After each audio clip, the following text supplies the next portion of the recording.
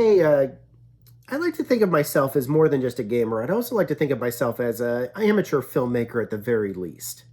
And part of the thing, for those of you who might have seen my recent IMAX video, may note that even though most of this stuff is about gaming, and I would hardly consider myself a professional video editor or anything like that, I do read a lot, and I do try my absolute best to try to present these videos to you guys with the best quality that I'm capable of producing with the hardware that I have within the time that I can spend on it. And that's because I had trained when I was in college for how to frame a shot, how to do video, how to edit video, that sort of thing, basically. Now you could say, well, then your video quality is not very good then. Well, that was 20 years ago, so please keep that in mind.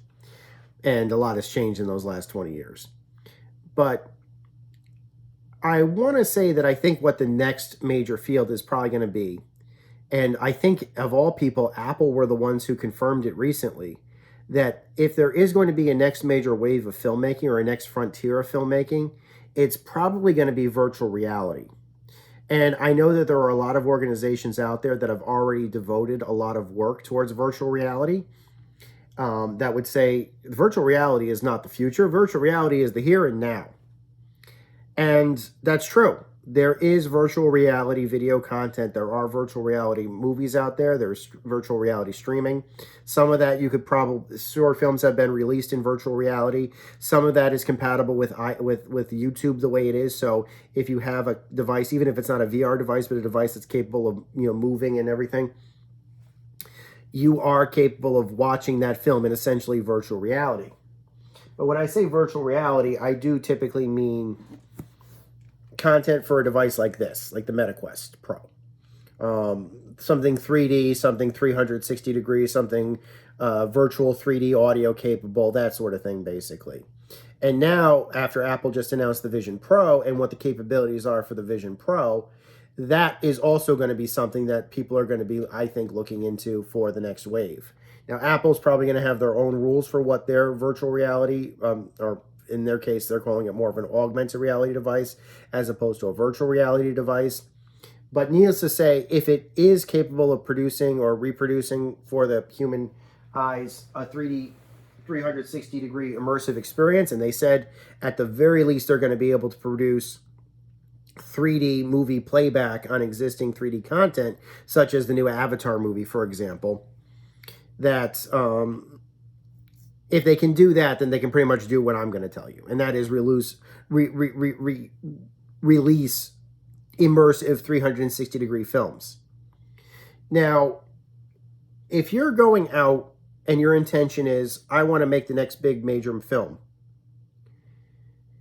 and I want to release it in virtual reality, well, how do I treat this differently? As like, if let's say you have no experience with virtual reality at all, you're just interested in the medium, you want to produce something in the medium. I'm going to tell you, as somebody who is a VR enthusiast, what rules you should follow for if you are intending to produce VR films or VR content, of video content. The first thing is that unlike current 2D films, and with modern, even with high-end cameras, movement is critical for blocking shots, because you have your canvas, which is the frame that you've chosen to present your film in.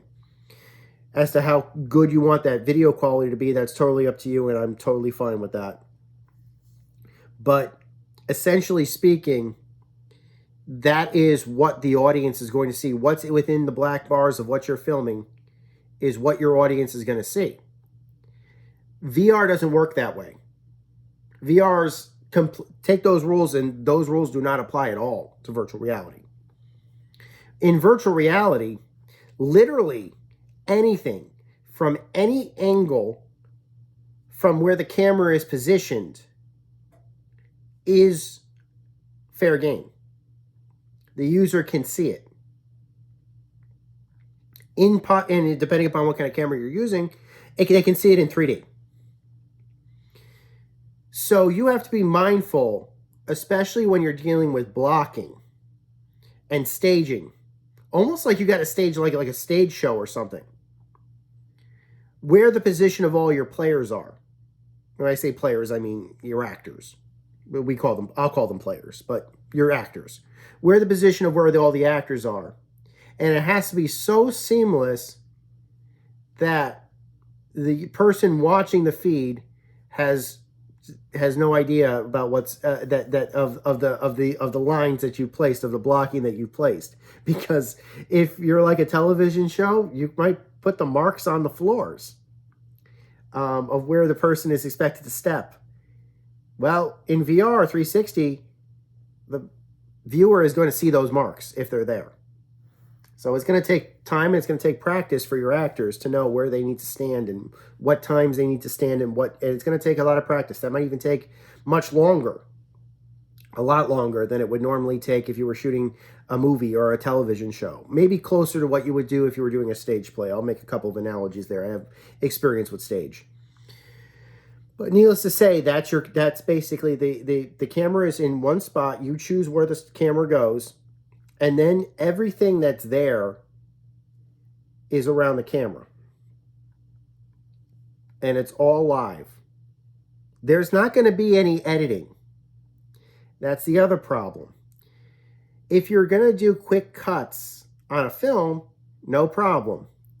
If you do quick cuts in VR film, your audience is going to be vomiting. If your intention is that you're going to go have a camera in one position, you're going to film a 360 shot, like 2 seconds, 3 seconds, you're going to put the camera in another position, and then you're going to cut between the two shots, that user is going to get sick. Unlike, you can't do it. You just can't.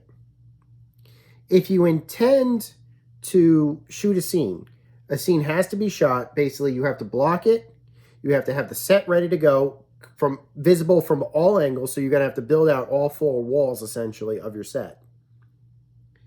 You're going to have the actors come into the scene. You're going to have the actors leave the scene if they need to. But the camera never cuts. And the editor should never cut. All the scenes should happen around the camera, in the most visible spot. Now, that's not to say that a person cannot come into a scene, a person cannot leave the scene. Absolutely, they can. But it all has to be seen within they all have to be recognized that they're in the camera's view. So if they're going to, have a scene in a room, for example, the doors, if you're leaving a door or you're opening a door, the user is going to be able to see that if they're looking in that direction. So put the camera where it needs to go, have it set to record, play out the scene. When the scene ends, fade out. Fade in on the next scene. So you must do fades between each individual scene. Fade out, fade in. How you want to fade that? You want to fade it to black, you want to fade it to blue, that's your call, basically. I would say fade to black.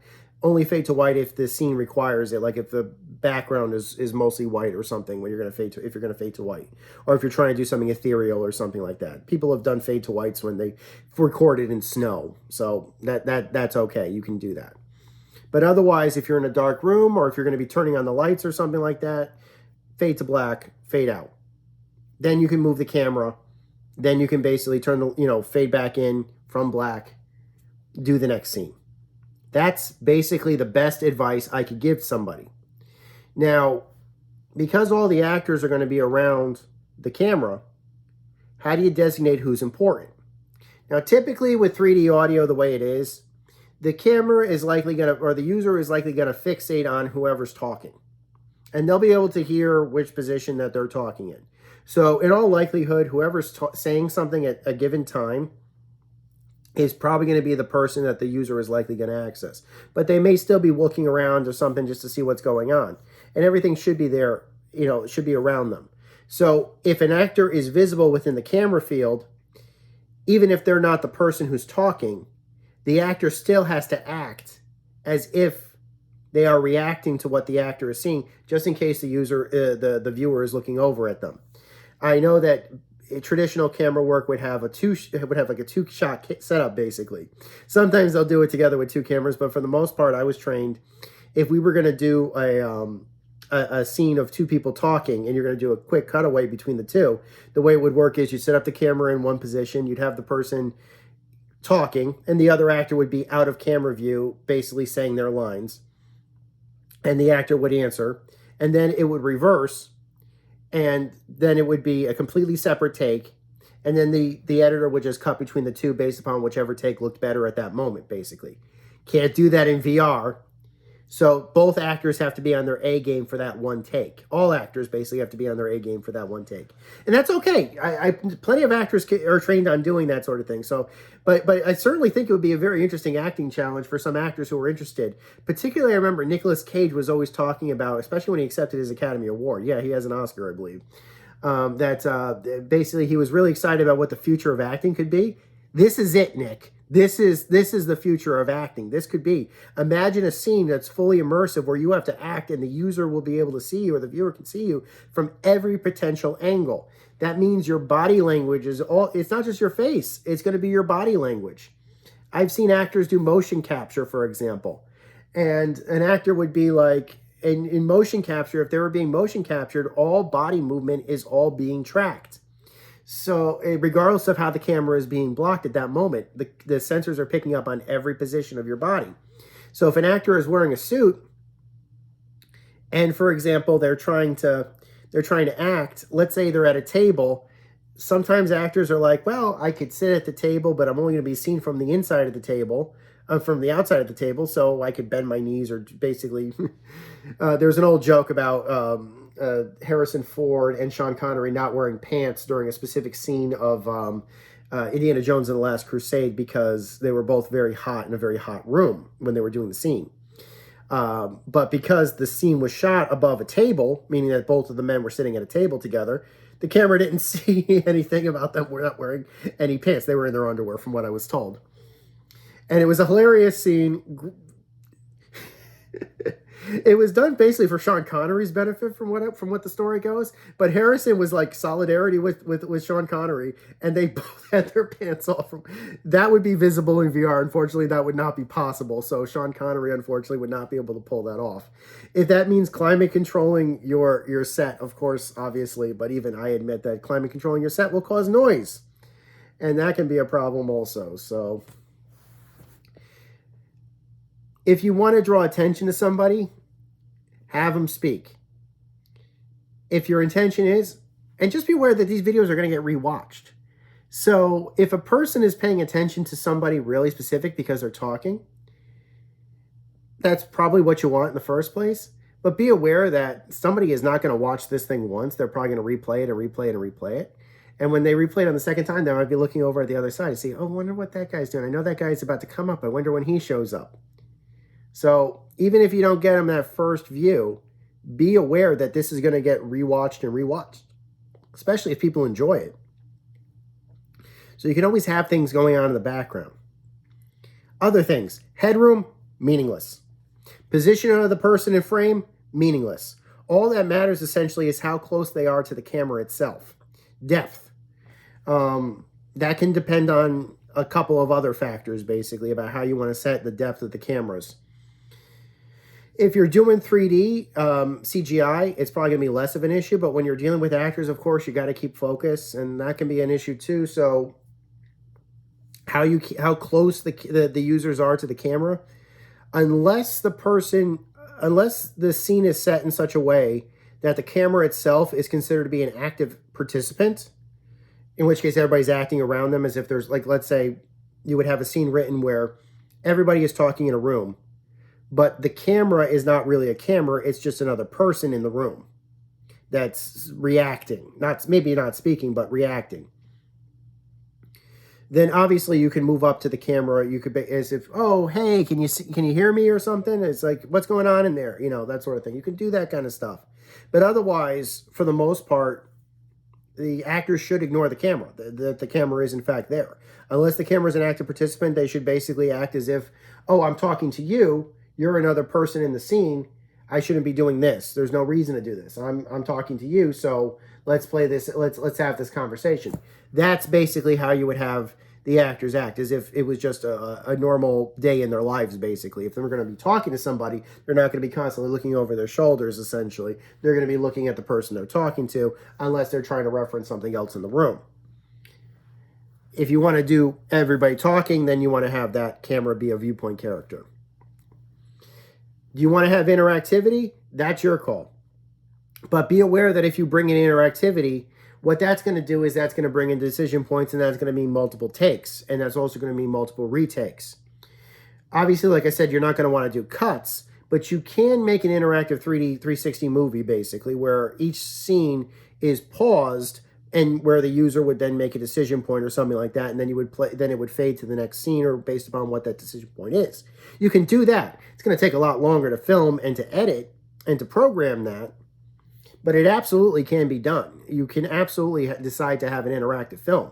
But like I said, I wouldn't make it more interactive than occasional decision points and things like that. One or two, basically like, do you want to choose scene A or scene B based upon the question that's being asked on the screen? That's totally up to you, but be aware that it will take longer to basically film, write, and edit something that complicated. But hey, if you want to do it, I salute you. And hey, if you want to pull it off, please send me a mention of, or post a comment below about a movie or something that you're working on, and I'd be happy to review it for you. I really would like to see that, honestly. I think that would be kind of cool, actually. So yeah, bringing in editing and things like that, obviously you would be adding special effects, stuff like that. I would say have theater-trained actors, of course. That's, I think, the whole point about all this thing.